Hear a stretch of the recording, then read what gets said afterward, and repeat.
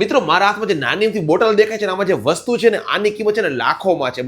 ઉદ, તમે આ શબ્દ ક્યારે સાંભળો છે ને? ઉદ એટલે શું તમને ખબર છે? લગભગ પરફ્યુમ ની કઈક બ્રાન્ડ કે એવું કઈક છે, પરફ્યુમ માટે ફેમસ છે. ના એ નથી ખબર. તમને ખબર છે કે ઉદ બનતું કેવી રીતે હોય છે? હા એ નથી ખબર. એની પ્રોસેસ કઈ રીતની હોય એનો ખ્યાલ નથી. બીજાને પૂછો. ઉદ કેવી રીતે બને એ નથી ખબર. ઉદ એક પરફ્યુમ છે, તમને પણ આટલી જ ખબર છે ને? Let me show you something amazing. Ud basically છે ને એક લાકડું હોય છે. આ જે ઉદનું લાકડું છે ને, આટલા લાકડાની કિંમત 2 લાખથી પણ વધારે છે.